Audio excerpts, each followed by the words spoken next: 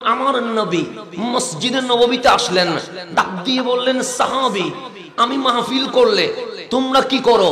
যে নবীরে আমরা শুনি আজকে দুই দিকে মাহফিল চলবে, আমিও বলবো তোমরাও বলবে। তখন সাহাবায়ে কেরাম বলে যা হুকুম। তখন আমার রাসূল বলেন, বলো তো দেখি এই দুনিয়ায় সবচেয়ে আশ্চর্যজনক ঈমানদার কারা? যাদের ঈমান নিয়ে গর্ব করা যায়, যাদের ঈমান নিয়ে আলোচনা করা যায়, যাদের ঈমান নিয়ে মাহফিল করা যায়, যাদের ঈমান নিয়ে কথা বলা যায়। তখন সাহাবায়ে কেরাম চুপ করে বলে, নবীরে আমাদের দৃষ্টিতে আশ্চর্যজনক মুমিন হচ্ছে আল মালাইকা, ফেরেশতারা। কেন কেন? তারা জীবনে কোনোদিন গুনাহ করে নাই। আমরা সিনেমা দেখি, ফেরেশতা কি সিনেমা দেখে? আমরা পার্কে যাই, ফেরেশতা কি পার্কে যায়? না না না, ওনারা বলছেন নুসাব্বিহু বিহামদিকা ওয়া নুকাদ্দিসু লাক হাবমাওলা। আমরা গুনাহ তো দূরের কথা, মালিক বলে আমার ফেরেশতা গুনাহ করে না। কেন? গুনাহ করার মেশিন আছে বান্দার কাছে, ফেরেশতার কাছে নাই। তো সাহাবায়ে কেরাম বললেন আল মালাইকা, ফেরেশতাদের ঈমান বড় আজীব, বড় আশ্চর্যজনক। আমার নবী বললেন লা, ফেরেশতাদের আশ্চর্যজনক ঈমানদার নয়। তখন আমার সাহাবায়ে কেরাম বলে কেন? আল্লাহর নবী বলে এরা ঈমান না আনলে ঈমান আনবে কারা? যারা নিজের চোখের সামনে দেখেছে মালিক কিভাবে আরশ বানায়, যারা নিজের চোখের সামনে দেখেছে মালিক কিভাবে আসমান বানায়, যারা নিজের চোখের সামনে দেখেছে মালিক কিভাবে জমিন বানায়, যারা নিজের চোখের সামনে দেখেছে মালিক কিভাবে জান্নাত বানায়, যারা মালিকের কুদরত হরদম নিজের চোখে দেখে, তারা যদি ঈমান না আনে তাহলে ঈমান আনবে কারা? কথা ঠিক কি না? আমরা তো আসমান বানানো দেখি নাই, সূর্য বানানো দেখি নাই, চাঁদ বানানো, কিন্তু ফেরেশতারা দেখছে কি দেখে নাই? দেখছে। তো দেখার পর ঈমান আনবে নাকি ঈমান আনবে না? ঈমান তো আমার রাসূল বলে হয় নাই আনসার। ফেরেশতাদের ঈমান আশ্চর্যজনক নয়, কারণ ওরা ঈমান না আনলে ঈমান আনবে কারা? তখন সাহাবায়ে কেরাম বলে উত্তর হয় নাই। আমার রাসূল বলে হয় নাই। বলো তাদের ঈমান বড় আশ্চর্যজনক। সাহাবায়ে কেরাম বলেন নবিয়ুন, নবীদের ঈমান সবচেয়ে বেশি আশ্চর্যজনক। আমার রাসূল বলে হয় নাই। কেন? যাদের উপর হরদম মাওলার কালাম নাজিল হয়, আল্লাহর ওহী নাজিল হয়, ওরা যদি ঈমান না আনে ঈমান আনবে কারা? যাদের কাছে জিবরিল আসে ওরা যদি ঈমান না আনে ঈমান আনবে কারা? মালিক যাদেরকে মুজিজার মালিক বানিয়েছে ওরা যদি ঈমান না আনে ঈমান আনবে কারা? সাহাবায়ে কেরাম বলে হয় নাই। আমার রাসূল বলে হয় নাই। সে বলো কাদের ঈমান সবচেয়ে আজীব আশ্চর্যজনক? তখন সাহাবায়ে কেরাম দুই হাত তুলে বলছে ফানাহনু ইয়া রাসূলুল্লাহ, কারণ আমরা আল্লাহর কুদরতি আসমান কিভাবে বানায় দেখি নাই, জমিন কিভাবে বানায় দেখি নাই, আরশের লৌহে কালাম কিভাবে বানায় দেখি নাই, আমাদের কাছে জিবরিল আসে নাই, আমাদের কাছে কোনো কিতাব ওহী নাজিল হয় নাই। সুতরাং আমাদের ঈমান সবচেয়ে বেশি আশ্চর্যজনক। আমার কামলিওয়ালা বলে কি বলো? আরে তোমাদের ঈমান আশ্চর্য হবে কেন? ওয়া আনা বাইনাকুম, আমি নবী তোমাদের মাঝে আছি। আঙ্গুল তুলি চাঁদ দুটুকরো হয়ে যায়, হাত তুলি সূর্য এসে যায়, গরমের রাস্তায় নামি মেঘমালা নিচে চলে আসে, কদম তুলি মেরাজে চলে যায়। নবী দেখে ঈমান আনবা না তো ঈমান আনবা কখন? নবী আছে পাশে, এরপরেও কি আনবে না? ঈমান আনবে না তো আনবে কখন? যেই রাসূল আঙ্গুল তুললে চাঁদ কি হয়ে যাচ্ছে, যেই রাসূল হাত তুললে সূর্য উঠে যাচ্ছে, যেই রাসূল কদম তুললে মেরাজ হয়ে যাচ্ছে, যেই নবী চোখের পানি চাললে মালিক ওহী নাজিল করা শুরু করে দিয়েছে, যেই নবীর খাদেমের নাম জিবরিল, ওই নবীকে দেখার পরেও যদি কেউ ঈমান না আনে তার চেয়ে দুর্ভোগ, তার চেয়ে আফসোস এই জমিনে আর হতে পারে?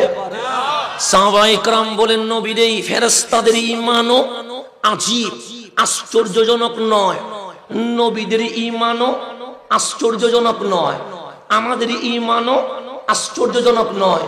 স্লেন্ডার করলাম, আল্লাহু ওয়া রাসূলুহু আলাম, আমরা জানি না, আল্লাহ এবং রাসূলই ভালো জানেন।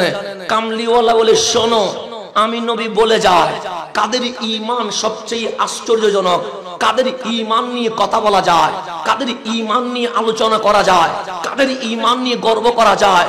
আমার রাসূল বলেন ইয়াকুনুনা মিন বাদি, তারা এখনো আসে নাই, আমি কামলিওয়ালার বেসালের পর আসবে। নবী দেখে নাই, নাম শুনে পাগল হয়ে যাবে। তাহলে আমরা কি নবী দেখছিনি? আমার রাসূল বলছেন ইয়াকুনুনা মিন বাদি, আসবে আমি নবীর পরে। নবী দেখে নাই, শুনছে মা আমেনার ঘরে এক আকা এসেছিল, এসে বলেছে রব্বি হাবিলি উম্মতি। শুনেছে মক্কার জমিনে এক নবী এসেছিল, মেরাজে গিয়ে মালিক রে বলেছে বিদায় দাও, উম্মত আমার গুনাহগার, আমি যদি এখানে থাকি উম্মতরে মাফ করাবে কে? শুনেছে তাদের একটা নবী ছিল, যেই নবীর দাঁত মোবারক শহীদ হওয়ার পর ওই রক্তময় দাঁত হাতে নিয়ে বলেছে মালিক, আমার দাঁত শহীদ হওয়া মেনে নিলাম, কিন্তু উম্মতরে জাহান্নামে দিলে আমি নবী কখনো মানব না। তাহলে আমরা পাগল হইছি নবী দেখে না না দেখে? আমার রাসূল বলে মারহাবা, তোদেরকে কয়বার? সাবা মাররাত, 7 বার নবীরে দেখিস নাই, না দেখা এক নবীর জন্য দেওয়ানা হয়ে গেছিস। আমি নবী তোদেরকে 1400 বছর আগে 7 বার মোবারকবাদ দিয়ে দিয়েছে। তাহলে আমাদের চেয়ে দামি আর কেউ আসেনি? এখন আসেন সামনের দিকে যায়। আমার কথা বুঝতেছেন তো নাকি? ঝামেলা তো হচ্ছে না? সিটাইঙ্গে মানুষ তো ভয় লাগে, দাওয়াত দেন তো ইশকের জোরে, প্রেমের জোরে, ভালোবাসার জোরে। বুঝি আর না বুঝি, ভালোবাসা তো আর বুঝে হয় না, ভালোবাসা অন্ধভাবে হয়। কেন? মালিকও বলে আমিও প্রেম করি। কে প্রেম করে? মালিক করে কি করে না? কেমন করে জানেন? আল্লাহ বলছে বান্দা আমি আসমান বানিয়েছি, আমরা বললাম হ্যাঁ। আমি জমিন বানিয়েছি, আমরা বললাম হ্যাঁ। আমি সূর্য বানিয়েছি, আমরা বললাম হ্যাঁ। আমি চাঁদ বানিয়েছি, আমরা বললাম হ্যাঁ। আমি পাহাড় বানিয়েছি, আমরা বললাম হ্যাঁ। আমি সমুদ্র বানিয়েছি, আমরা বললাম হ্যাঁ। আমি জান্নাত বানিয়েছি, আমরা বললাম হ্যাঁ। সে জিজ্ঞেস করবি না কেমনে বানালাম? আমরা বললাম মালিক কেমনে? স্যার রাস্তা বানাইতে সময় লাগে, আমরা বললাম লাগে। বিল্ডিং বানাইতে সময় লাগে, আমরা বললাম লাগে। ব্রিজ বানাইতে সময় লাগে, আমরা বললাম লাগে। আমার মালিক বলে আমি জাস্ট বলেছি কোন হয়ে যা, ফায়াকুন, অটোমেটিক হয়ে গেছে। আমি বললাম আসসামা, কোন এই আসমান হয়ে যা, ফায়াকুন, অটোমেটিক হয়ে গেছে। আমি বললাম এই শামস, কোন এই সূর্য হয়ে যা, ফায়াকুন, হয়ে গেছে। আমি বললাম আল কামার, কোন এই চাঁদ হয়ে যা, চাঁদ হয়ে গেছে। আমি বললাম আন-নুজুম, কোন এই তারকারাজি হয়ে যা, অটোমেটিক হয়ে গেছে। আমি বললাম আল আরদ, এই জমিন হয়ে যা, অটোমেটিক হয়ে গেছে। মালিক বলে ইন্নাল্লাহা খালাকাল খালকা, আমার মালিক সমস্ত আলামিন বানাইলেন। এরপর আল্লাহ আসমানের দিকে তাকালেন, জমিনের দিকে তাকালেন, সূর্যের দিকে তাকালেন, চাঁদের দিকে তাকালেন, তারকারাজির দিকে তাকালেন, ফেরেশতার দিকে তাকালেন, জিনের দিকে তাকালেন। আমার মালিক বলে বান্দা কি সুন্দর লেগেছে জানিস? আমরা বললাম মালিক কি সুন্দর লেগেছে, আসমান তো সুন্দর, জমিন তো সুন্দর, পাহাড় তো সুন্দর, সমুদ্র তো সুন্দর, তারকারাজি তো সুন্দর, চাঁদ তো সুন্দর, পৃথিবীতে তোমার সব সুন্দর। আমার মালিক বলে আমার কাছে শুধুমাত্র মানুষকেই সুন্দর লেগেছে। কাকে সুন্দর লেগেছে? মানুষকে। মানুষকে কেন? সব বানাইছি অর্ডার করে, কি করে? আদেশ করে, হুকুম করে, কোন হয়ে যা, ফায়াকুন, হয়ে গেছে। কিন্তু বান্দা তোরে কোন বলে বানাই নাই। যেমন আমি আলমে আরওয়াতে ছিলাম, আপনিও সেখানে ছিলেন, কিন্তু মালিক যদি বলতেন হাসান, কোন হাসান হয়ে যা, আমি ডাইরেক্ট আলমে আরওয়া থেকে জমিনে চলে আসতাম। কিন্তু আল্লাহ বলেন না, তোকে আলমে আরওয়াতে বড় আরামে রাখলাম, তোর মায়ের সাথে বাবার বিয়ে দিলাম, একটা প্রসেসিং হলো। আমি রূহের জগৎ থেকে তোকে ফেরেশতার মাধ্যমে তোর মায়ের পেটে ট্রান্সফার করলাম। মালিক চাইলে 1 মিনিটে মায়ের পেট থেকে দুনিয়ায়, 1 ঘন্টা মায়ের পেট থেকে দুনিয়ায়, 1 দিনে মায়ের পেট থেকে দুনিয়ায় বের করতে পারে কি পারে না? বিশ্বাস আসেনি? কিন্তু আল্লাহ বলেন না, আমরা পুরুষ মানুষ, আমাদের পেটে কি পাথর রাখা সম্ভব? 10 গ্রাম 20 গ্রাম যদি পাথর হয়, আমরা ব্যথার যন্ত্রণায় কান্না করে কাউরে ঘুমাইতে দেই না।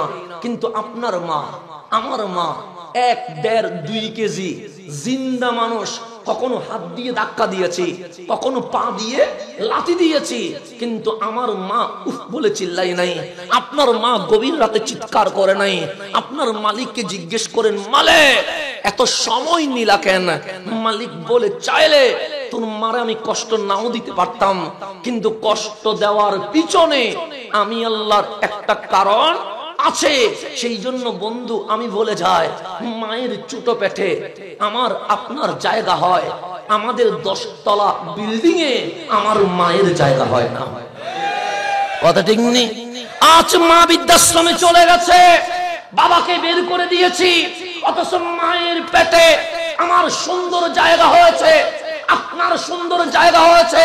বাবা রক্তকে পানি করেছে, কিন্তু সেই বাবা সেই মা যখন বৃদ্ধ হয়ে গেছে, আমার বিশাল বিল্ডিং এ বন্ধুর জায়গা হয়েছে, আত্মীয়ের জায়গা হয়েছে, রেস্টুরেন্টের জায়গা হয়েছে, কিন্তু আমার মায়ের জায়গা হয় না।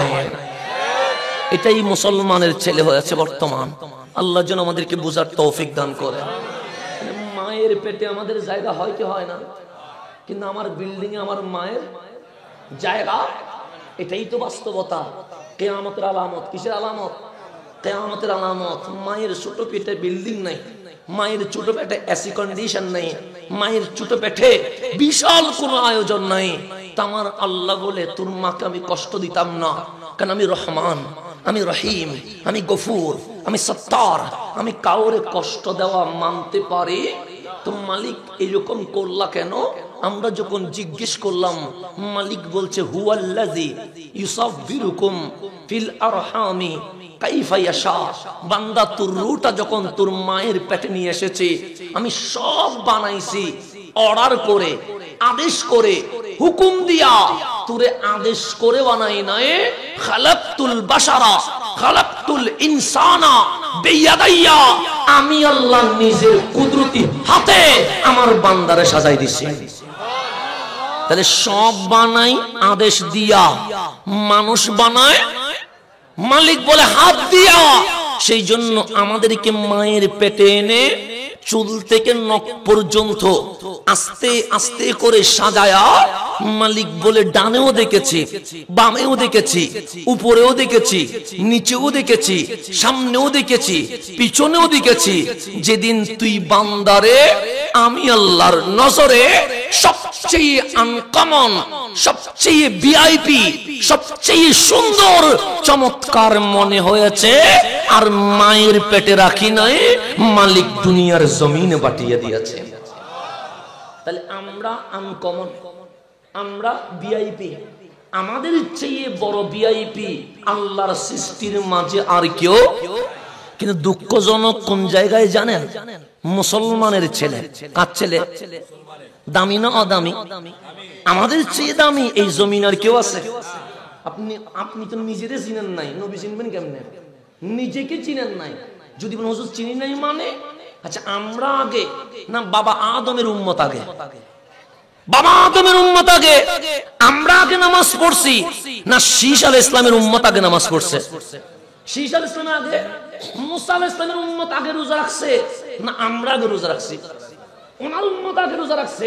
যখন আল্লাহ বলছেন কুতিবা আলাইকুমুস সিয়াম, এই আমার নবীর উম্মত রমজান মাস আসলে রোজা রাখো। আমরা চেহারা মলিন করে ফেললাম। মালিক বলে, কষ্ট পেয়েছিস? আমরা বললাম হ্যাঁ। সে কেন? আমরা বললাম সুবহে সাদিক থেকে হাত্তা গুরুবিশ শামস, সূর্য ডোবা পর্যন্ত না খেয়ে থাকবো কেমনে, পান্না করে থাকবো কেমনে? সবকিছু তুমি তো মুখের উপর লাগাম দিয়ে দিয়েছো, কানের উপর লাগাম দিয়ে দিয়েছো, চোখের উপর লাগাম দিয়ে দিয়েছো, হাতের উপর লাগাম দিয়ে দিয়েছো। মালিক বলে, রোজা শুধু তোদের উপর ফরজ করি নাই, কামা কুতিবা আলাল্লাযিনা মিন ক্বাবলিকুম, তোদের আগের কার নবী রাসূলের উম্মতরাও রোজা রেখেছেন। রাখছে কি রাখে নাই? তাহলে নামাজ নতুন কোনো ইবাদত নয়, রোজা নতুন কোনো ইবাদত নয়, হজ নতুন কোনো ইবাদত নয়, যাকাত নতুন কোনো ইবাদত নয়, লা ইলাহা ইল্লাল্লাহ জিকির নতুন কোনো ইবাদত নয়, সুবহানাল্লাহ আস্তাগফিরুল্লাহ এগুলো নতুন কোনো ইবাদত নয়। আগে ছিল কি ছিল না? ছিল। তো আজকে আমরা যখন পোস্টার করছি, কারো নাম মেজর, কারো নাম ডাক্তার, কারো নাম অ্যাডভোকেট, আছে না নাই? তো ডাক্তার হলে উনি সম্মানী, অ্যাডভোকেট হলে উনি সম্মানী, মেজর হলে উনি সম্মানী, লেফটেন্যান্ট হলে উনি সম্মানী, সেনাবাহিনীর প্রধান হলে উনি সম্মানী, এমপি হলে সম্মানী, চেয়ারম্যান হলে সম্মানী, মন্ত্রী হলে সম্মানী, রাষ্ট্রপতি হলে সম্মানী, প্রধানমন্ত্রী হলে সম্মানী। তা আমার মালিক বলছে এগুলার চেয়েও বড় সম্মানী কি জানিস? আমরা বললাম কি? মালিক বলে কুনতুম খায়রা উম্মাহ, তোদের সাথে যখন আমার নবীর সম্পর্ক হয়েছে, এসেছিস সবার পরে কিন্তু দামি হয়েছিস সবার উপরে। আমাদের চেয়ে দামি আর কেউ আসেনি। কুনতুম খায়রা উম্মাহ, আমাদের চেয়ে বড় ভালো উম্মত, শ্রেষ্ঠ উম্মত, সম্মানী উম্মত, বেমিসাল উম্মত এই জমিনে আর কেউ আসেনি। কিন্তু দুঃখজনক মুসলমানের ছেলে নিয়ে, দুঃখজনক মুসলমানের মেয়ে নিয়ে যদি বলেন হুজুর বুঝি নাই, আমাদের মাঝে মাঝে রাস্তার পাশে যে ড্রেনগুলো আছে এগুলো পরিষ্কার করে কি করে না করে, পরিষ্কার করার সময় দেখবেন হাজার যুবক এমনিতে দাঁড়িয়ে আছে। এরকম হয় কি হয় না? হয়। দেখবেন এমনিতে দাঁড়ায় আছে, কোনো কাজ নাই। এই শীতকাল শুরু হয়েছে, আমি আসতেছি না, এই যে ঢুকলাম সোনারগাঁইতে, ঢুকলাম মেন রোড মুগরাপাড়া থেকে, প্রায় ৩-৪টা মাঠে দেখছি এই শীতকালে লাইট লাগায়া কি খেলছে, ব্যাডমিন্টন খেলছে। দেখেন তাহলে গভীরভাবে মুসলমানের ছেলে কখনো খেলা, কখনো সিনেমায়, কখনো নাটকে, কখনো জেনায়, কখনো অশ্লীল ভিডিওতে, কখনো খেলাধুলা, কখনো এমনিতে দাঁড়িয়ে আছে। মাঝে মাঝে অবাক হয়, কেউ ব্রাজিলের জার্সি, নেইমার মেসির 10 নম্বর জার্সি পরে আসে, অথচ এই নেইমার বলেন, মেসি বলেন, তারা কোন দলের খেলোয়াড়? বার্সেলোনার খেলোয়াড়। বার্সেলোনার জন্ম কোথা? স্পেনে। তো আমি যখন নেইমারের ড্রেস পরি, আমি যখন মেসির ড্রেস পরি, বিশ্ববাসীকে জানিয়ে দেই আমি নেইমারের ভক্ত, বিশ্ববাসীকে জানিয়ে দেই আমি মেসির ভক্ত। কথা ঠিক কিনা? আর এই নেইমার মেসি খেলে কোথায়? বার্সেলোনা। বার্সেলোনা কোথায় জন্ম? স্পেনে। মুসলমানের ছেলে, স্পেনের মালিক কোন ইহুদি খ্রিস্টান নয়। এই স্পেন আমার বাপ দাদার সম্পদ ছিল। বাপ দাদার সম্পদ আমাদের। কাদের? মুসলমানের ছেলে গোলাম হয়েছে কার দেখছেন? নেইমারের গোলাম, মেসির গোলাম, রাস্তার গোলাম, সিনেমার গোলাম, নাটকের গোলাম। আল্লাহ বলছে ওয়াল আসরি, সময়ের কসম, ইন্নাল ইনসানা লাফি খুসরিন, প্রত্যেক মানুষ ক্ষতির ভেতরে আছে। আজ আমি নেইমারের ড্রেস পরে বিশ্ববাসীকে জানিয়েছি আমি নেইমারের ভক্ত। মেসির ড্রেস পরে আমি জানিয়েছি আমার মুনিবের নাম মেসি। আমি কোন ইন্ডিয়ান নায়কের কাপড় পরে আমি জানিয়েছি আমি ইন্ডিয়ান নায়কের ভক্ত। কখনো ওর সাথে সেলফি, কখনো ওর সাথে সেলফি। আরে মুসলমান কখন বুঝবে? আপনি আরেকটু গভীরভাবে খেয়াল করেন, পদ্মা সেতু হয়েছে কি হয় নাই?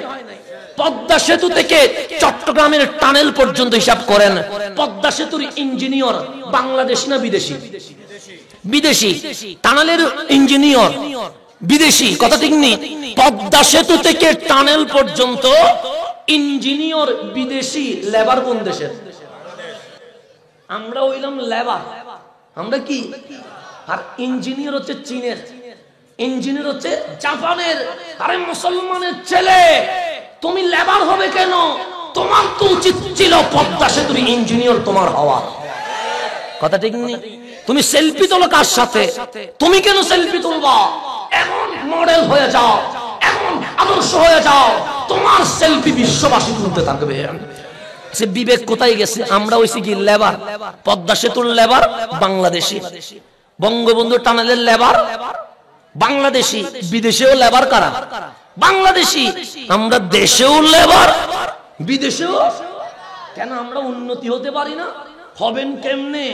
ফুকুর কাটলে দাঁড়াই থাকেন। সিনেমা হলে আপনার বাড়ি হয়, নাটক সিনেমায় আপনার ঘর হয়, অশ্লীল ভিডিওতে আপনার জীবন যায়, রাত্রে আই লাভ ইউতে আপনার মেসেজ হয়। আরে রাত দিন নষ্ট করছে মুসলমান। মাহফিলে আসে তাও কোরআন সুন্নাহর কথা শোনার জন্য নয়, কিচ্ছা কাহিনী শোনার জন্য। কথা ঠিক না? আফসোসের কথা বলবেন কাকে? আফসোসের কথা। গানের আসর বসাই মাহফিলে। কিসের আসর? আমার নবী কোন শান গাইছিল? আমার নবী কোন শান গাইছিল? মাহফিল জমানোর জন্য আমার সিদ্দিক আকবর কোন গান গিয়েছিল? মাহফিল জমানোর জন্য আমার ফারুক আজম কোন কিচ্ছা কাহিনী বলেছিল? মাহফিল জমানোর জন্য আমার উসমান সুন্নুরাইন কোন মস্কারি করেছিল? মাহফিল জমানোর জন্য আমার মাওলা আলী এই ইসলামকে কখন কলঙ্কিত করেছিল? পবিত্র ইসলামকে কলঙ্কিত করার এই অধিকার সুন্নি জনতা কাউকে দেয় নাই। কাউকে দিয়েছে? আজকে মাহফিল হচ্ছে রণমঞ্চ, মাহফিল হচ্ছে প্যাকেজের কি হাসানোর এক তামাশা। মমতা শান্ত হয় না, আমাদের মাহফিলে যথেষ্ট। আর যুবকগুলো আসে কিসের জন্য? ওই আনন্দের জন্য, ওই প্যাকেজের জন্য, ওই হাসানোর জন্য। কোরআন সুন্নাহর কথা বললে দেখবেন উঠে উঠে চলে যাবে, কিন্তু এখন সামদেন না, নিশিরাইতে দেখবেন সব লাফানি চুরি করে দিবে। কথা ঠিক নেই? এটার নাম ইসলাম? এটার নাম ইসলাম? কেন সুন্নিয়তকে আপনি কলঙ্কিত করছেন? কেন আমার আহলে সুন্নাত ওয়াল জামাতকে আপনি লজ্জিত করছেন? কেন আমার কামলিওয়ালার দেওয়া এই নিয়ামতকে বিশ্ববাসীর সামনে হাসানোর সুযোগ করে দিচ্ছেন? আপনি এই বন্যামীর বিরুদ্ধে কথা বলার দরকার আছে না? নাই? কবরে কি জবাব দিবেন? কবরে কি জবাব দিবেন? রাসূলের সামনে মুখ দেখাবেন কেমনে? আল্লাহর সামনে কেমনে কথা বলবেন? আমাদের উচিত কি না? আমাদের পরিবর্তনের দরকার আছে কিনা? আমি এইসব কথা বলছি, অনেকের খারাপ লাগবে আমি জানি, কিন্তু খারাপ লাগলেও হকের আওয়াজ করতে হবে। হকের কথা, কোরআনের কথা, হাদিসের কথা, কামলিওয়ালার আদর্শের কথা বলতে হবে। মস্কারি করে সুন্নিয়ত তখনও কায়েম করা যায়। কোটি মানুষ হবে, লক্ষ মানুষ হবে, কিন্তু হুসাইন উঠবে না। লক্ষ মানুষ হবে, হুসাইন উঠবে না। তো হুসাইন যদি না উঠে, ইসলামের বিজয় আসবে কোত্থেকে? মানুষ দিয়ে বিজয় আসে না, হুসাইন দিয়ে বিজয় আসে। এখন গভীরভাবে খেয়াল করবেন, আমি যে কথা বলছি কষ্ট পাইলেও সহ্য করবেন। কেন? আপনি যুবকের দাম আছে, আপনি যুবকের মূল্যায়ন আছে, আপনি যুবকের আইডেন্টিটি আছে। আপনি কি জানেন বর্তমান ফিলিস্তিন রক্তে লাল হয়ে যাচ্ছে? কথা ঠিক না? মসজিদে আকসায় ছোট্ট ছোট্ট বাচ্চাদের লাশ পড়ে আছে। আমাদের বিবেক কি কখনো জাগ্রত হচ্ছে? এই মসজিদে আকসা যিনি বিজয় করেছেন, এই ফিলিস্তাইন যিনি বিজয় করেছেন, উনি ছিলেন 24 বছরের যুবক, যার নাম সালাউদ্দিন আইয়ুবী। কয় বছরের যুবক? কেমন স্প্রিয়া ছিলেন জানেন? উনি রাত্রে নিশিরাইতের গান করেন নাই, উনি রাত্রে প্যাকেজ করেন নাই, উনি রাত্রে নাটক করেন নাই। 24 বছর বয়সে উনি হলেন মিশরের প্রেসিডেন্ট। কিসের? মিশরের। হযরত সালাউদ্দিন কয় বছর বয়স? আমরা 24 বছর বয়সে সিনেমায়, 24 বছর বয়সে নাটকে, 24 বছর বয়সে প্যাকেজে, 24 বছর বয়সে মোবাইলের মধ্যে, 24 বছর বয়সের মধ্যে অমুক ভাই তমুক ভাই আমার মোবাইল কিনে দেয় বাবা, আর ছবি তুলে বলি উনি আমার অভিভাবক। বলি কি বলি না? মোবাইল কিনি কার টাকা? আর 200 টাকা দিয়ে যে আমার মিছিলে নেয়, তার সাথে আমি সেলফি তুলে বলি উনি আমার কি বাবা, অভিভাবক না উনি অভিভাবক। আমার যুবক কোথায় গিয়ে দাঁড়িয়েছে? আমার যুবক কোথায় চলে গেছে? বাবার টাকায় মোবাইল কিনে অন্যের দালালি করে। এরকম হয় কি হয় না? হয়। 200 টাকা, 500 টাকা, 1000 টাকা, এগুলার মধ্যে নিজেকে বিলিয়ে দিয়ে দিচ্ছে। আল্লাহ যেন যুব সমাজকে বুঝার তৌফিক দান করে। সালাউদ্দিন আইয়ুবীর বয়স ছিল মাত্র 24 বছর। মিশরের প্রেসিডেন্ট। কিসের প্রেসিডেন্ট? মিশরের যিনি সেনা প্রধান, উনি ছিল ইহুদির দালাল। কার দালাল? ইহুদির দালাল, মিশরের সেনা প্রধান। তো সালাউদ্দিন আইয়ুবী যখন প্রেসিডেন্ট হলেন, আমরা প্রেসিডেন্টকে লাল গালিচার শুভেচ্ছা দেই কি দেয় না? দেয়, একটা মিছিল করি কি করি না? তো সেই সময়ে মিশরের সেনা প্রধান যখন সালাউদ্দিন আইয়ুবী সংসদ ভবনে ঢুকলেন, কেন আজ রাষ্ট্রপ্রধানের শপথ নিবেন, শপথ অনুষ্ঠান উপলক্ষে জাঁকজমক আয়োজন, রাস্তার দুই পাশে মেয়ে দাঁড় করাই দিছে। কি দাঁড় করাই দিছে? মেয়ে, উলঙ্গ মেয়ে দাঁড় করাই দিছে। রাস্তার মধ্যে লাল গোলাপের পাপড়ি বিছিয়ে দিয়েছে। কেন? সালাউদ্দিন আইয়ুবী শপথ নেওয়ার পর মেয়েদের ফুল দিয়ে ওনাকে অভিনন্দন জানানো হবে, আর সালাউদ্দিন আইয়ুবী লাল গোলাপের পাপড়িতে কদম রেখে সামনের দিকে হাঁটবে। শপথ অনুষ্ঠান শেষ, সংসদ ভবনের দরজা খুলে দেওয়া হলো। সালাউদ্দিন আইয়ুবী যখন দরজা দিয়ে বের হলেন, দেখলেন ডানেও নারী, বামেও নারী। সাথে সাথে ডাক দিলেন, সেনা প্রধান, এগুলো কি হচ্ছে? বলছে, আমাদের রাষ্ট্রের নিয়ম, যিনি রাষ্ট্রের প্রধান হয় ওনাকে অভিনন্দন জানাতে হয়, সেজন্য রাস্তার দুপাশে মেয়ে রাখতে হয়। সালাউদ্দিন আইয়ুবী বলে, গড়ের জিনিস যখন বাইরে চলে আসে বুঝতে হবে মুসলমানদের উপর ইহুদি খ্রিস্টান ভার করে নিয়েছে। কিসের জিনিস বাইরে আসছে? গড়ের জিনিস কোথায় এসে গেছে? তাহলে বুঝতে হবে মুসলমান আর মুসলমান, উপরে কবারে মুসলমান, ভিতরে। হযরতে সালাউদ্দিন আইয়ুবী বলছে, 5 মিনিট সময় দিলাম, 5 মিনিটের ভেতরে বাহিরে যারা দাঁড়িয়ে আছে তারা যেন ঘরের ভেতর চলে যায়। কয় মিনিট সময়? 5 মিনিটের ভেতরে মিশরের নারীরা চলে গেছে কোথায়? এখন সেনা প্রধান বললেন, আর কোন জামিলা আছে? বলছে, রাস্তায় কি দিয়েছো? লাল গোলাপের পাপড়ি দিয়েছি। সেটা দিয়ে কি করবো? আপনি সালাউদ্দিন আইয়ুবী এই লাল গোলাপের পাপড়ির উপর পা দিয়ে হাঁটবেন, এটা হচ্ছে রাষ্ট্রপ্রধানের অভিনন্দন। তখন বললেন, আধা ঘন্টা সময় দিলাম, রাস্তায় 10 কিলোমিটার জোরে যে লাল পাপড়িগুলো রয়েছে সরিয়ে দাও। সেনাপ্রধান অবাক হয়ে গেলেন, আরে গোলাপের লাল পাপড়িতে পা দিলে কি হয়? আর সে কিছু হয় না, কিন্তু সালাউদ্দিন এই গোলাপের লাল পাপড়িতে পা দিবে না, তো পা দিবে কোথায়? তখন 24 বছরের যুবক সালাউদ্দিন আইয়ুবী বলছে, লাল গোলাপের পাপড়ি সরাইয়া দাও। যেই ফিলিস্তিনের জমিন ইহুদিদের মাধ্যমে দখল হয়েছে, ওই ইহুদিদের রক্তে লাল বডি রাস্তায় বিছিয়ে দাও। সালাউদ্দিন আইয়ুবী ইহুদিদের রক্তের উপর হেঁটে চলে যাবে। কি ছিল ইসলাম?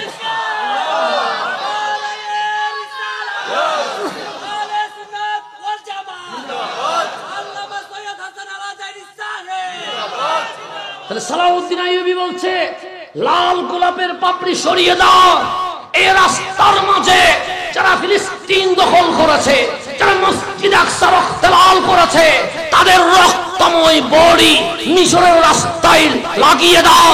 সালাউদ্দিন আইয়ুবী ইহুদিদের রক্তের উপর পা দিয়ে হেঁটে যাবে। এটা ছিল মুসলমান। এটা ছিল কি?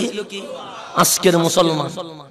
আজকের মুসলমান সিনেমায়, আজকের মুসলমান নাটকে, আজকের মুসলমান প্যাকেজে, আজকের মুসলমান মদের আড্ডা, আজকের মুসলমান মাহফিল নামক এক রং তামাশা সাজিয়ে যেন মনে হচ্ছে কামলিওয়ালা তাদেরকে এখানে আনন্দ করতে দিয়ে গেছে। কথা ঠিক নেই? যুবক, তুমি কারোর সাথে সেলফি তুলিও না, তুমি এমন মডেল হও বিশ্ব তোমার সাথে সেলফি তুলবে। তুমি লেবার হইও না, কারণ আমি যখন ভাবি পদ্মা সেতুর ইঞ্জিনিয়ার বিদেশি আর লেবার বাংলাদেশি, বঙ্গবন্ধু টানেলের ইঞ্জিনিয়ার বিদেশি, লেবার বিদেশে গিয়েও দেখি লেবার বাংলাদেশি। কিরে, আমরাও বিদেশেও লেবার, দেশেও লেবার। কারণ কি? তখন ভেবে দেখি মুসলমানের ছেলে নিজের তো চিনে নাই, চিনলে তো সে সিনেমা নয়, চিনলে তো সে নাটক নয়, চিনলে তো তার গায়ে নেইমারের কাপড় নয়, চিনলে তো তার গায়ে ব্রাজিলের কাপড় নয়, চিনলে তো তার গায়ে কোন হিন্দি ফিল্মের স্টাইল নয়। যদি সে নিজেকে চিনতো, তার গায়ে তো কামলিওয়ালার মডেল চলে আসতো। আজকে যুবকদের প্রতি আমার অনুরোধ, ফিরে আসো মূল ধারায়। কোন ধারায়? মূল ধারায় না হলে জীবনে কখনো বিজয় ছিনিয়ে আনা সম্ভব। সালাউদ্দিন আইয়ুবী এসে কি করলেন জানেন? যখন দেখলেন মিশরের সেনা প্রধান ইহুদির কাছে বিক্রি হয়ে গেছে। কার কাছে? এরকম বাংলাদেশে অনেকে হয় কি হয় না, হয় টাকার লেনদেন হয়ে যায়। তো সালাউদ্দিন আইয়ুবী যখন দেখলেন মিশরের সেনা প্রধান বিক্রি হয়ে গেছে, তো সেনা প্রধান যদি বিক্রি হয়ে যায়, মেজরের আর কিছু করার আছে? লেফটেন্যান্টের আর কিছু করার আছে? সালাউদ্দিন আইয়ুবীর জামানায় মিশরের সেনা বাহিনীর সংখ্যা ছিল 50,000। কয় হাজার? এখন চিকলেন সেনা প্রধান যেহেতু বিক্রি গেছে, আল্লাহ জানে ভিতরে কিনা কি হয়েছে। উনি বললেন আমি বিশ্বাস করলাম না। উনি আস্তে করে সরে গেলেন, সেনাবাহিনীর সাথে মিটিং ছেড়ে দিলেন, ওনাকে সহযোগিতা করলেন। সেই সময় হেজাজের যিনি প্রধান মুরব্বী ছিলেন নূরউদ্দিন, উনি ছিলেন রাষ্ট্রপ্রধান হেজাজের, এই জাজিরাতুল আরবের। উনি খবর পাঠালেন, সালাউদ্দিন বয়সে তুমি যুবক, আবেগ দিয়ে কাজ করিও না, তোমাকে বিবেক দিয়ে কাজ করতে হবে। কি দিয়ে কাজ করতে হবে? তখন উনি এই 50,000 সেনাবাহিনীকে রাখলেন, কারণ যদি বের করে দে বিদ্রোহ হবে। উনি গোপনে 10,000 নওজওয়ানকে বাছাই করলেন। কয় হাজার? সবার বয়স যুবক। সবাই কত? 22, 24, 25, 26 এরকম যুবকদের একটা বাহিনী বানালেন। কয় হাজার? মাত্র 10,000। 10,000 নিয়ে মিটিং করলেন, দেশপ্রেম আছে কিনা দেখলেন, দেশপ্রেমে বিভোর ওই 10,000। ইসলামের প্রেম আছে কিনা দেখলেন, ইসলামের জন্য জান দিয়ে দিতে পারবে। সালাউদ্দিন আইয়ুবী বলে, এই দেশ 10,000 সৈন্য নিয়ে আমি ফিলিস্তিন বিজয় করব। 10,000 সৈন্যকে 2 ভাগ করলেন, এক ভাগে 6,500 আর এক ভাগে 3,500। কয় ভাগ হইল? 2 ভাগ। এক ভাগে 6.5 আর এক ভাগে 3,500। 10,000 সৈন্যের মধ্যে 6,500 সৈন্যকে রাখলেন মিশরে। কেন? সে 50,000 সেনাবাহিনীর যিনি প্রধান, উনি তো ইহুদির কাছে বিক্রি হয়ে গেছে। কোন সময় যদি মিশরে বিদ্রোহ করে, এই 6,500 সৈন্য মিশরকে রক্ষা করতে হবে। কয় হাজার হইল? 6.5 আর আছে কত? 3,500 কে নিয়ে মিটিং করলেন। তোমাদেরকে রোম পরাশের নদী সাগর দিয়ে গিয়ে ফিলিস্তিনে গুপ্ত হামলা করতে হবে। হামাস আজকে যে গুপ্ত হামলা করছে, এটা সালাউদ্দিন আইয়ুবীর সূত্র, এটা সালাউদ্দিন আইয়ুবীর মেথড, এটা সালাউদ্দিন আইয়ুবীর থিওরি। 3,500 সৈন্যকে রেডি করলেন। পরাশ্য আর রোম সমুদ্র দিয়ে ঢুকে ফিলিস্তিন দখল করবে। তখন ডাক দিয়ে বললেন, এই 3,500 সৈন্য রেডি আসনি? সবাই বললেন রেডি। জান দিবানি? সে দিব। মসজিদ আকসা ছিনিয়ে আনতে পারবানি? সে ইনশাআল্লাহ। ফিলিস্তিনে বিজয়ের পতাকা তুলতে পারবানি? সে ইনশাআল্লাহ। সালাউদ্দিন আইয়ুবী বলে, মাত্র 3,500 পারবে কি পারবে না আল্লাহই জানে। দিলেন ট্রেনিং এ। সালাউদ্দিন আইয়ুবী বলে, আমি দেখব তারা করে কি, আমি দেখব তাদের ঈমানি জজবা কি রকম, আমি দেখব ওরা কি করে। আর আমরা যখন গভীর রাত হয় তখন গান শুনি, গভীর রাত হয় সিনেমা দেখি, নাটক দেখি, অশ্লীল ভিডিও দেখি। কার মাহফিল শুনলে মাদকের বাপ আসবে, তার মাহফিলে গিয়ে বসি। এটাই তো আমাদের নিয়ম, কথা ঠিক না? সালাউদ্দিন আইয়ুবী এসে দেখলেন 3,500 সৈন্য, কেউ বসে নাই, সবাই সিজদায় পড়ে গেছে। কোথায় পড়ে গেছে? সিজদায়। সিজদার মধ্যে উনি আসছেন ছদ্মবেশে, যাতে কেউ না চিনে। এসে দেখলেন সবাই সিজদায়। সালাউদ্দিন আইয়ুবী কাম লাগিয়ে দিয়েছেন, কি বলে দেখি। সিজদায় লুটিয়ে 3,500 বলছেন, মালিক সংখ্যায় কম হতে পারে, কিন্তু যাকে আল্লাহ মানে উনি ইন্নাল্লাহ আলা কুল্লি শাইইন কাদির। অস্ত্র না থাকতে পারে, যাকে আল্লাহ মানে উনি তো তুইজ্জু মান তাশা ওয়া তুযিল্লু মান তাশা, উনি তো বিজয় আনতে পারে। মালিক আমরা 3,500 সৈন্য এই সমুদ্রের উপকূলে এসে গেছি। সকাল হতে দেরি আমাদের জাহাজ ফিলিস্তিনের দিকে রওনা হয়ে যাবে। বের হওয়া আমাদের দায়িত্ব ছিল, বিজয় ছিনিয়ে দেওয়া তুমি মাওলার দায়িত্ব হয়ে গেছে। সালাউদ্দিন আইয়ুবী যখন দেখলেন 3,500 কোথায় আছে গভীর রাতে, তখন চিল্লায়া উঠলেন। কি করে উঠলেন? চিল্লায়া উঠলেন। জমিন কেঁপে উঠেছে। এটা খালিদ বিন সালাউদ্দিন আইয়ুবী, যিনি চিল্লাইলে জমিন কেঁপে উঠে। চিল্লায়া উঠলেন আল্লাহু আকবার। জমিন কেঁপে উঠেছে। সবার নামাজ শেষ করে তাকিয়ে রেখে সালাউদ্দিন আইয়ুবী দাঁড়িয়ে আছে। সবাই ডাক দিয়ে বললেন, সালাউদ্দিন, আপনি গভীর রাতে এই পরাশ্য উপসাগরের কূলে চলে এসেছেন। আমি আসছি তোমাদেরকে দেখার জন্য। গভীর রাতে তোমরা কি করছো সেটা আমার দেখার খুব ইচ্ছে ছিল। তা আমাদেরকে দেখলে হয়তো বা দেখতেন ফেসবুকে, ইউটিউবে প্রেমে, নারী গঠিত কাজে, অশ্লীলতার কাজে, কোনো না কোনো কাজে আছি। কিন্তু সালাউদ্দিন আইয়ুবী দেখলেন ৩৫০০ যুবক মাওলার কদমে সিজদায় পড়ে আছে। তখন সালাউদ্দিন আইয়ুবী আসমানের দিকে তাকিয়ে বলছেন, মালিক ওয়াল্লাহ, খোদার কসম করে আমি সালাউদ্দিন আইয়ুবী বলছি, মুসলমানের বিজয় টেকিয়ে রাখা যাবে কারণ যারা গভীর রাতে মাওলার কদমে সিজদা দিতে পারে, মালিক বিজয় তাদেরকেই দিতে পারে। আর আমরা কি করছি? আর আমরা বলি ফিলিস্তিন বিজয় হোক, বিজয় হোক, শুধু চিল্লায়। আর এদিকে সিনেমা দেখি, ওইদিকে নাটক দেখি, ওইদিকে জেনা করি, ওইদিকে দুনিয়ার যা কাজ আকাম আছে কুকাম আছে সব করি, আবার বলি ফিলিস্তিন বিজয় হোক, ফিলিস্তিন বিজয় হোক। আরে চিল্লাইলে ফিলিস্তিন বিজয় হয় না। মালিক বলছে, লা তাহিনু ওয়ালা তাহজানু ওয়া আনতুমুল আ'লাউন ইন কুনতুম মুমিনিন। কোন টেনশন করবে না, কোন পেরেশান হবে না, কোন প্রকার আফসোস করবে না। আমি আল্লাহর ওয়াদা, মুসলমান জিতবে। জিতবে কারা? আ'লাউন মানে জিতবে মুসলমান। লিখে রাখেন, ফিলিস্তিন জিতবে। লিখে রাখেন, মসজিদ আকসা আমাদের হবে, এতে কোনো সন্দেহ। কিন্তু জিতবে কারা বলেছেন কে? কিন্তু আমরা মায়ের খাওয়ার মধ্যে কয় নাম্বার? মায়ানমার আমাদেরকে মারে, চীন আমাদেরকে মারে, আমেরিকা আমাদেরকে মারে, সিরিয়ায় মারে খায়, ইয়েমেনে মারে খায়, আফগানে মারে খায়, ইরাকে মারে খায়, হিন্দুস্তানে মারে খায়। যেদিকে যাবেন শুধু মায়ের উপর আছে। কথা ঠিক না? শুধু কিসের উপর আছে?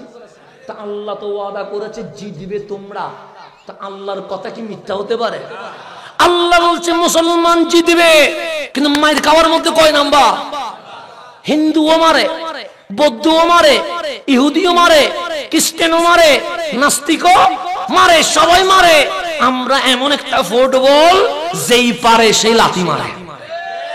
আমরা কি ফুটবল যেই পায়, আমেরিকা পাইলেও লাথি মারে, অস্ট্রেলিয়া পাইলেও, চীন পাইলেও, উত্তর কোরিয়া পাইলেও, হিন্দুস্তানে পাইলেও সবাই মিলে লাথি মারে। আমরা খেলোয়াড় হতে পারি নাই, আমরা কি হয়েছি? ফুটবল হয়েছি। যুবক তুমি সিদ্ধান্ত নাও, ফুটবল হবা না খেলোয়াড় হবা? ফুটবল হলে লাথি খাবা, খেলোয়াড় হলে লাথি দিবা। কোনটা হবে? তুমি যাও, তুমি নাও। তা আমরা এখন বর্তমান কি? ফুটবল। শুধু লাইতেই আমাদেরকে, শুধু লাইতেই। তা আল্লাহ বলে, লা তাহিনু ওয়ালা তাহজানু ওয়া আনতুমুল আ'লাউন। জিতবে কে? মুসলমানে। মারিকাই কে? তো এখন চুপ বন্ধ করে বলবেন আল্লাহ মিথ্যা বলেছে? বলবেন আল্লাহ কি মিথ্যা বলতে পারে? সম্ভব জীবনে? তা আল্লাহ বলছে জিতবে তোমরা, তো জিতবো তো আমরা। মালিক মারিকাই কেন? আল্লাহ বলে অস্ত্র আসেনি, আমরা কিছু কিছু আছে তো, রকেট বোমা কিছু কিছু আছে তো, অস্ত্র আছে না আমাদের? আছে তো। পাকিস্তানে কেমন অস্ত্র হয়ে গেছে, আছে না? আছে। মালিক বলে অস্ত্র লাগবে না, তরবারি লাগবে না, বোমা লাগবে না, সাপোর্ট লাগবে না। তো মালিক কি লাগবে? সে একটা জিনিস লাগবে, ইন কুনতুম মুমিনিন, তোমাদের বুকে ঈমান লাগবে। কি লাগবে? ঈমানের জোরে মুসলমান জিতে না? যা জিতে জিতে। এখন গভীরভাবে খেয়াল করবেন, এই বাংলাদেশ, ভারত, পাকিস্তান, ভুটান, নেপালে ইসলাম এসেছে ওলির মাধ্যমে। কথা ঠিক কিনা? আপনারা একটা নাম শুনেছেন, মোহাম্মদ গৌরী নাম শুনেছেন? সুলতান মোহাম্মদ গৌরী, উনি খাজায়ে খাজগান, রাজায়ে হিন্দুস্তান, মাইনুদ্দিন চিশতি আজমিরি সঞ্জরি রহমতুল্লাহি আলাইহি আসার আগে হিন্দুস্তানে 10 বার হামলা করেছে। কয়বার? একবারও জিতে নাই, শুধু মায়ের খাইছে। কয়বার খাইছে মায়ের? তখন আমার খাজায়ে আজমির আসে, মোহাম্মদ গৌরীর কথা বলছি, 10 বার মায়ের খায়া রক্তে লাল হইয়া সিদ্ধান্ত নিলেন বারবার হামলা করি। এইভাবে মায়ের খাওয়ার মধ্যে কোনো মহত্ব নাই, কোনো আধিপত্য নাই। এবার বিশাল একটা প্রস্তুতি নিব, তখন হিন্দুস্তানের রাজার নাম ছিল পৃথ্বীরাজ, বড় শক্তিশালী ছিল, তার বাহিনী বড় বড় ক্যাপাসিটিওয়ালা ছিল। তখন মোহাম্মদ গৌরী অচিন একটা জায়গায় চলে গেছে, বিশ্ব থেকে মুসলিম সৈনিক রেডি করছে, 20,000 সৈন্য রেডি করে ট্রেনিং দিচ্ছে। কারণ এবার এমনিতে মারবো না, এমন মায়ের মারবো, এইবার বিজয় ইনশাআল্লাহ মোহাম্মদ গৌরীর হাতে চলে আসবে। সৈন্য কয়তো কালেকশন করলেন। এখন পৃথ্বীরাজ দেখে 3 মাস চলে গেল, মোহাম্মদ গৌরী হামলা করে না। 6 মাস চলে গেছে, মোহাম্মদ গৌরী হামলা করে না। 8 মাস চলে গেছে, মোহাম্মদ গৌরী হামলা করে না। পৃথ্বীরাজ সিআইডিদের সাথে মিটিং করলো, কিরে মোহাম্মদ গৌরী 2-3 মাস পর পর বারবার হামলা করে মারি খায়া চলে যায়। এখন তো 8 মাস চলে গেছে, কিন্তু ওর তো কোনো দেখা নাই। ঘটনা কি? সিআইডি বের হয়ে গেছে, কোথায় আছে গৌরী? তখন কোষ নিয়ে দেখে এক অচিন পাহাড়ের ভেতরে 20,000 সৈন্য নিয়ে মোহাম্মদ গৌরী ট্রেনিং এ আছে। এইবারের প্রস্তুতি বিশাল প্রস্তুতি, এইবারের হামলা আগের হামলার মতো নয়। সিআইডি দৌড়াই এসে বললেন, পৃথ্বীরাজ খবর তো আছে। সে কি খবর? সে মোহাম্মদ গৌরী এবার এমনিতে আসবে না, 20,000 বিশাল সৈন্য ট্রেনিং নিয়ে হামলা করবে। এইবার হামলা থেকে বাঁচতে গেলে আমাদেরও বিশাল প্রস্তুতির দরকার আছে। পৃথ্বীরাজ বলে 20,000-এর বদলে 20,000 দিলে ভুল হয়ে যাবে, কারণ মুসলমানের ঈমানি শক্তি আছে। সে 20,000-এর বদলে 40,000 নয়, 20,000-এর বদলে 60,000 নয়। পৃথ্বীরাজ ঘোষণা করলো 90,000 সেনা রেডি করো। কয় হাজার? মুসলমান কত? এদিকে পৃথ্বীরাজ 90,000-এর ট্রেনিং কি করে দিয়েছে, শুরু করে দিয়েছে। কিন্তু সুলতান মোহাম্মদ গৌরী তো জানে না, কারণ এদিকে তো সিআইডি নিউজ দিয়ে দিয়েছে।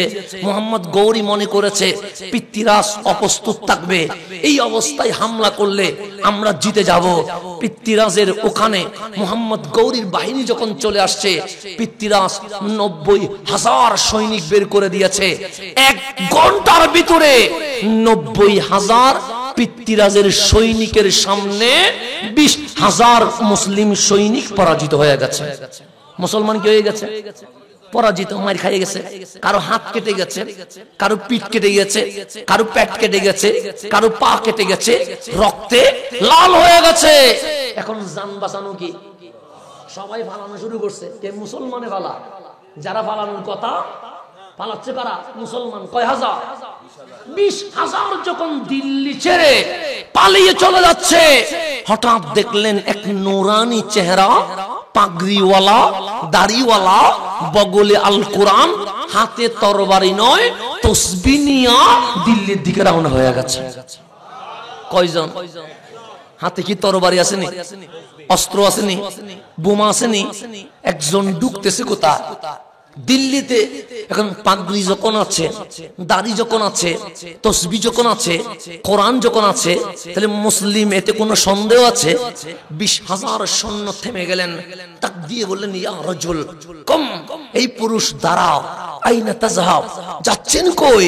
তখন খাজায়ে খাজেগান, রাজায়ে হিন্দুস্তান মাইনুদ্দিন চিশতি আজমিরি সঞ্জরি বললেন, ইলা দিল্লি, আমি দিল্লির দিকে চলে যাচ্ছি। সবাই বললেন, যাইও না, যাইও না। সে কেন? কি হয়েছে?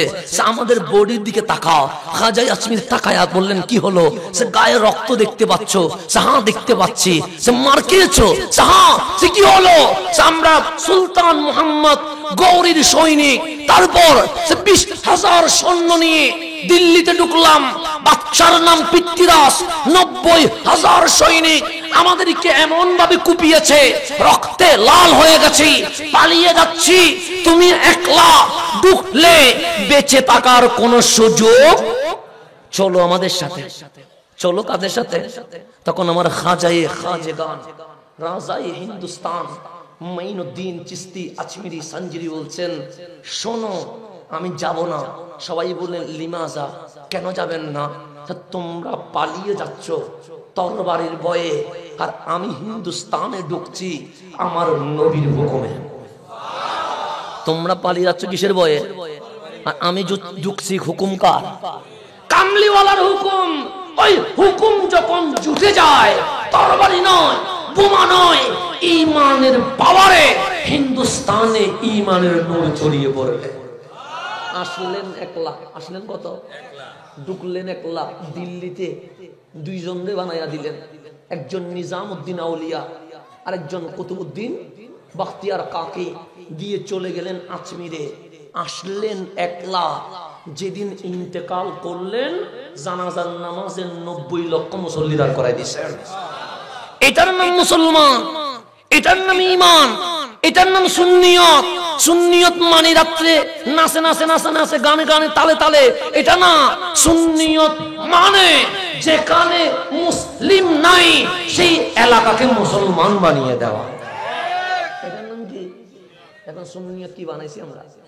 আফসোস আমাদের জন্য, আফসোস আমাদের জন্য। সিদ্দিক আকবরের মতো চোখ থাকলেই তো মানবে, ফারুক আজমের মতো কান থাকলেই তো মানবে, ওসমান জুন্নুরাইনের মতো হৃদয় থাকলে তো মানবে, মাওলা আলীর মতো জজবা থাকলে তো মানবে, হোসাইনের মতো রক্ত থাকলেই তো মানবে। কথা ঠিক না? এখন আসেন একটু সামনের দিকে নিয়ে যায়, একটু গভীরভাবে খেয়াল করবেন। মানুষের চেয়ে দামি আর কিছু আছে? মানুষের চেয়ে উত্তম আর কিছু আছে? তাহলে আবু জাহেল তো মানুষ, আবু লাহাব তো মানুষ, উতবা তো মানুষ, সাইবা তো মানুষ, ফেরাউন তো মানুষ, নমরুদ তো মানুষ, কারুন তো মানুষ, সাদ্দাত তো মানুষ। এই মানুষগুলো মনে হয় বড় দামি? দামি নাকি?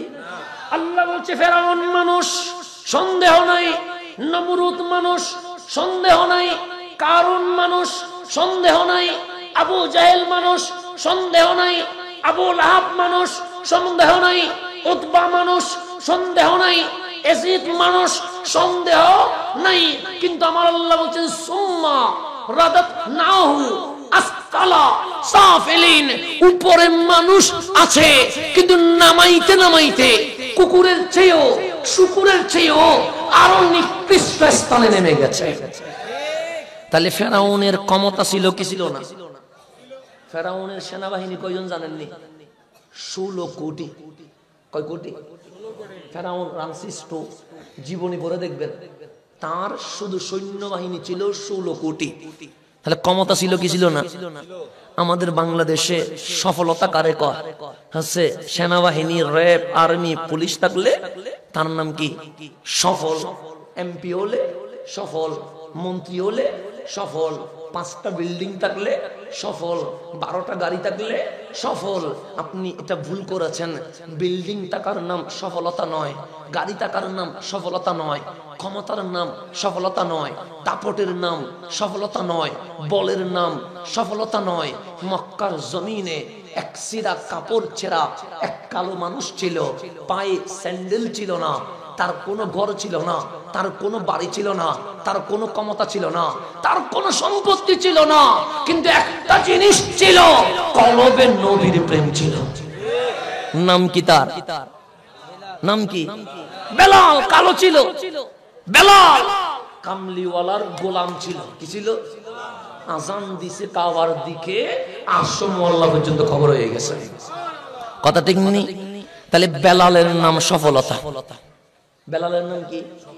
সফলতা। সিদ্দিক আকবরের নাম সফলতা, ফারুক আজমের নাম সফলতা। তাহলে আজকের মাহফিল থেকে কি বুঝলেন?